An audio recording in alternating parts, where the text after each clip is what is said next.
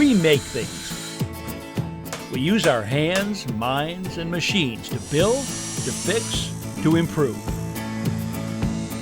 We're known as do-it-yourselfers, home improvement fans, fix-it fanatics, inventors. At our core, though, we're all makers. So let's jump in and make something. Hi, I'm Ron Hazelton. Welcome to the show. Now, today's program is about the rooms we live in and the openings between them. My house call takes me to a couple looking for a separation of spaces, that is. Then, back here at my own place, I find that widening the doorway to my living room has created a real problem with my hardwood floors. Two very interesting challenges.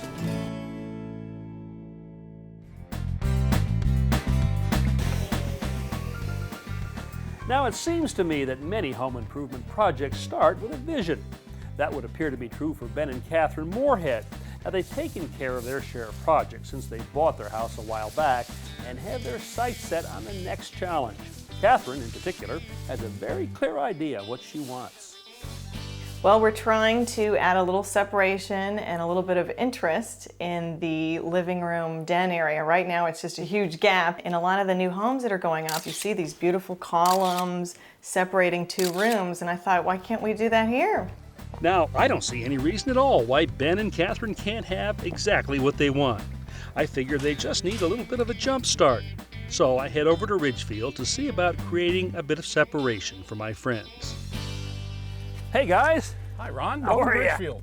Thanks for coming. Thank you very much. I love the rocks. I guess that's where the ridge comes from. We're up on a exactly ridge right. here. That's Yep, right. yep. So these are the two rooms that you kind of want to separate a little bit. Yes. You don't want a wall up here. No, we decided against a wall. We like open space, but the problem is this room was added afterward. It looks This like room it's- over here was added. Yeah, and it looks like it's just bolted onto the house. There's really no transition. Okay. So you think by making up here, like there's more of a division between these two rooms? Exactly, and give it a little interest, a little detail. So what are the actual dimensions you're thinking of? I was thinking about 40 inches high and perhaps 17 inches wide. 17. Yeah. That's very precise. It 17 is, inches. it is. Not 20, not 15, 17. Our marching 17. orders are always very precise. Well, that's good. Now, I'm not doubting Catherine's judgment, but just to make sure, I construct a simple plywood mock-up to help us visualize the dimensions. Maybe a little too close in. A little too yes. much. Okay, let me come into about here. How's that look? Further in? Couple more inches Yeah. in. How about somewhere in this range?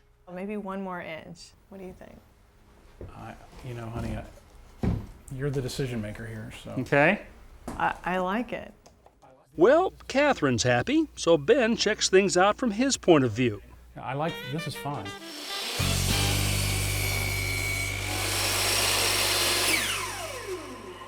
See? Is that it? Look at that. Wow. You did that. Huh? First time. Perfect cut. Great. 4 pieces of 2x4 will be assembled to make the frame for what is called a knee wall.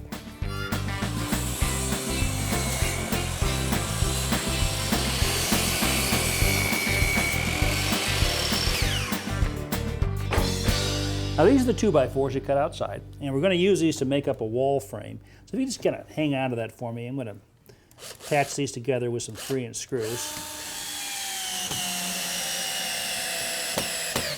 Stick this up, okay?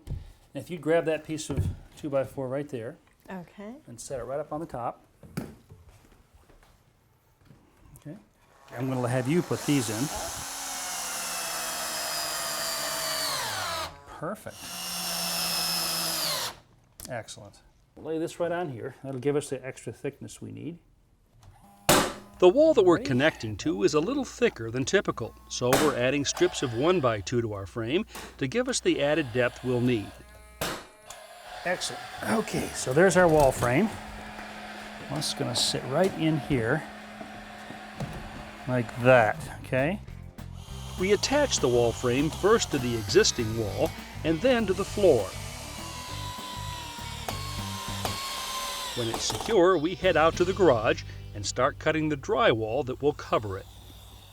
First, we score the paper on the face of the wallboard.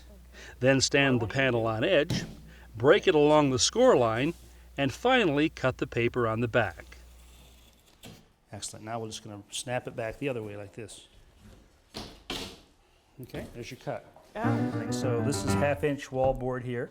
If you want to grab your screw gun right there, just go ahead and start putting this in. All right, start here. Mm-hmm.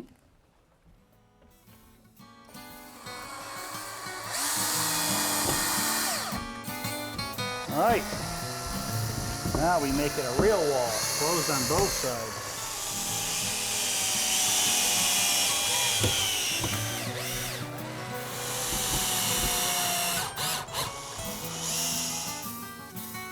Okay, Catherine.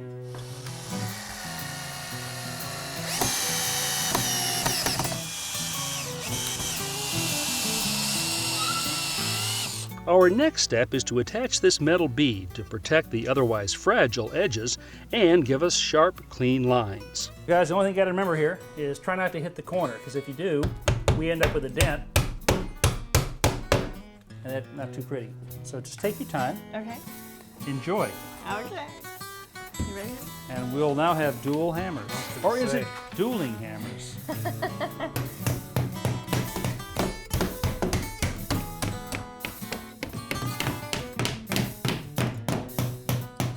Time for a little taping. Okay. Done this before? Yes. You have? I have. So you're a taping I'm veteran. the taper of the family. Oh. Well, let's just dive right in then. All right. Very nice, Catherine. Catherine is putting down what I call a bedding coat of joint compound. We'll cover the joint with paper tape, which I first dip in water, then pull between my fingers to remove the excess moisture. From my experience, I've found damp tape like this adheres better. If you want to place that so the center of the tape is right on the seam. Again, keep the knife flat and you're pressing it in. Okay, Ben, you're up. Ben uses joint compound to conceal the flanges on the metal corner bead and blend it into the wall. The compound we're using today will set in about 45 minutes. Then we'll apply a second coat, and when it's dry, sand it smooth. Well, we've got both of our knee walls in, just finishing up the sanding on this one over here. How's it going? Great. It's going well. It's looking good. Oh, that's nice. Really nice. Okay. Well, you've been busy doing that. I've been out cutting this ledge or shelf, whatever you want to call it, that's going to go on top here. This is a piece of poplar, and all I've done is sort of cut a notch out of it, put a little bit of a round over on the edges here, and this will just slip right in here like that. Oh, that's That lovely. looks great. Very nice touch.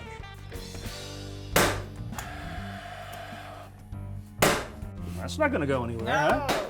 Now we're going to start trimming out the insides of your openings here with, I guess you'd call it jam material, all right? So let's start with the top piece right up here. Okay. This kind of woodwork, or millwork as it's often called, adds interest and detail to just about any room. It can turn a wall from ordinary into elegant.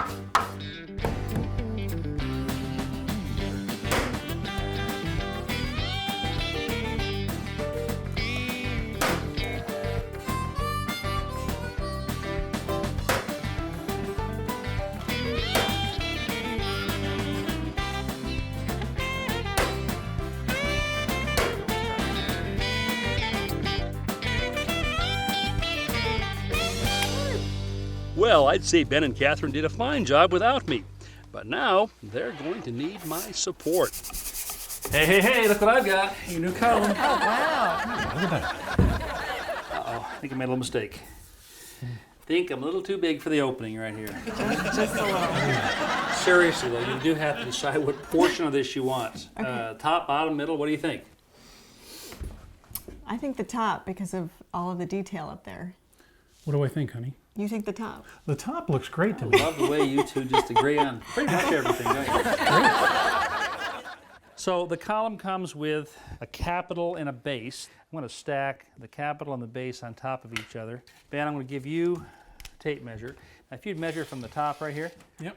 to the jamb, I'll know how long to cut this column. It's 34 7/16. You got it. Okay, let's cut. Now, getting a straight cut on a tapered column like this can be a bit tricky. For me, the best way to do it is to draw a line all the way around and make the cut with my Japanese handsaw. All right. Wow. Beautiful. The shortened column is attached to the base by applying glue and then toe nailing. Glue is also applied to the top of the column. And the two sections of the capital are set in place and nailed.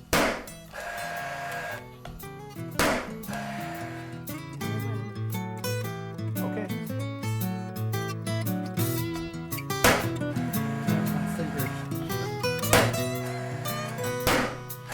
Perfect, man. Let's give it a try. All right. Well, shall we give it a go? Hey, you did it. That looks nice. Good job, It came guys. out great. Let's see how we go. Yeah, you have to get them really on the flat.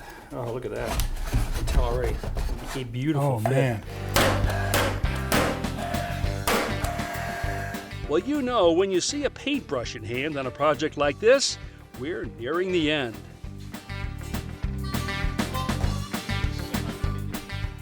Well, I'm going to go, you guys.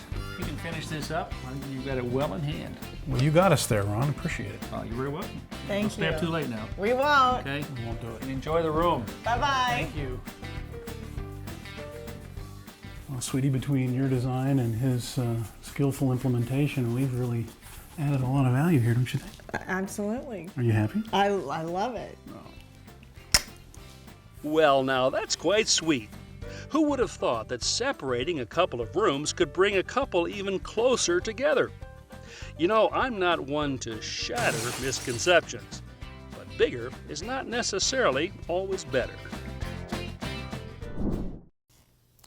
A little while ago, I widened this doorway from here out to here and then put in these French doors. I'm really happy with the way this turned out. But when I took this portion of the wall out, well, of course there was no flooring here, so I had to put new strips in. Now I'm faced with two problems. These strips are slightly higher than the surrounding floor, and they're a different color. Well, actually, they're completely unfinished. So what I need to do is to level this down and try to match the color and finish. You know what this is? Well, if you said a paint scraper, you'd be absolutely right. I mean, are you wondering why I'd want to use a paint scraper on this job? Well, properly prepared, this tool can do a great job of removing thin layers of wood. And properly prepared means getting it really sharp.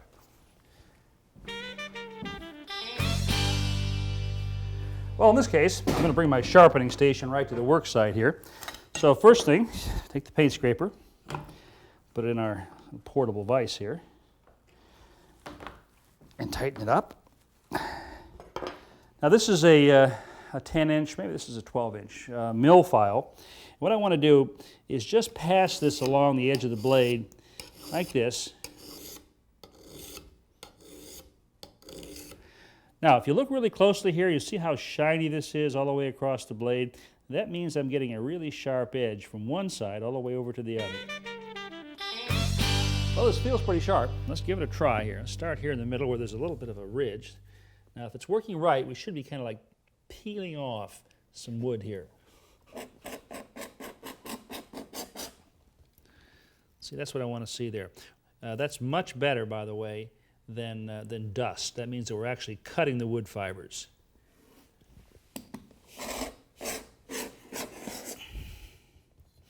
Now, this is working pretty well. You can see, kind of almost functioning like a plane.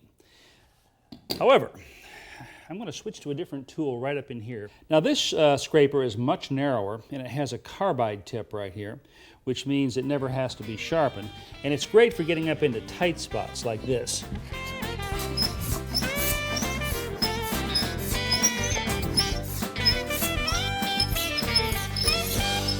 Now as I'm getting up close to the edge of the board here, I've switched to a smaller scraper. Same idea, same shaped blade. Just gives me a little more precise control.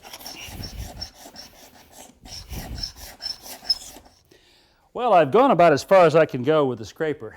I gotta tell you, this is a workout. What I want to do now is take a random orbital sander. This is a fairly aggressive sander.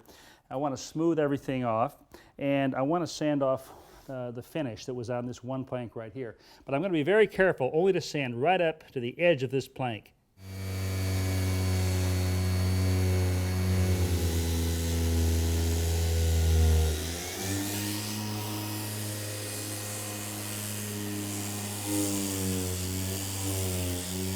Well, this is coming along just fine. Next step for me is to take some wood filler and fill up some nail holes right here.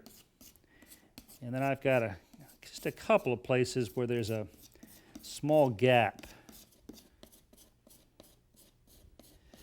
Now, my technique for putting in wood filler is to put in enough to fill up the crack or the hole, maybe slightly overfill it, but not much more, because excess just means that's stuff you got to sand off. I use a vibrating palm sander with 100 grit paper for the final smoothing. Now it's time to remove any dust on the surface, first with a vacuum and then with a sticky tack cloth made just for this purpose.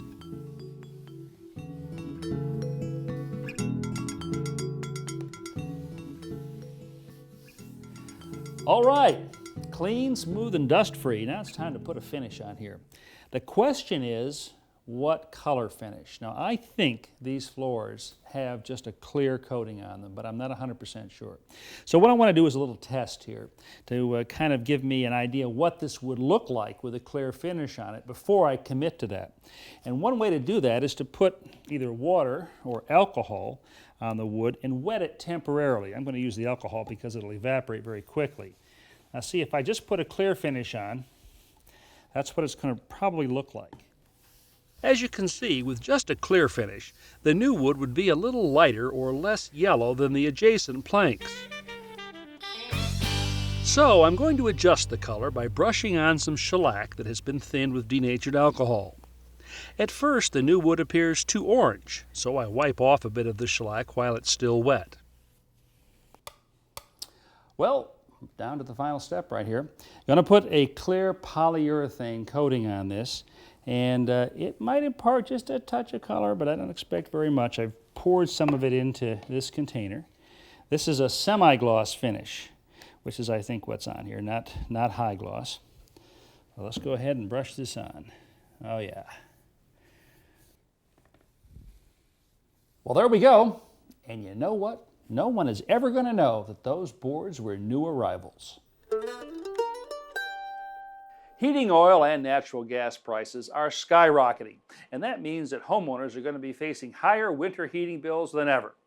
But some are going to begin to investigate alternative heating sources, and one is the pellet stove. We've got one right here from Harmon.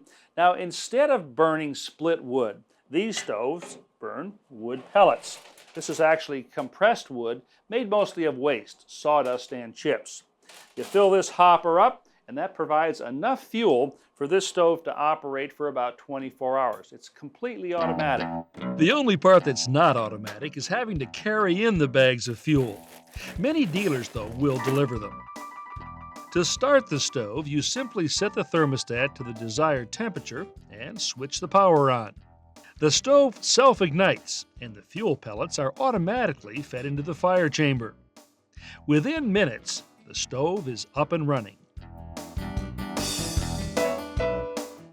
You can figure that a stove like this will cost about $600 to operate for the heating season, and it produces 50,000 BTUs. That's enough heat to heat a house of 2,200 square feet. So if you're looking for ways to knock your fuel bill down, you might want to check out the pellet stove. To view today's projects again and countless more, go to HouseCallsDIY.com. Step-by-step home improvement tips when you need them. I'm Brian Kelsey. Welcome to House Calls. Join us as we tackle some great home projects, as well as look back at favorites from Ron Hazelton on House Calls.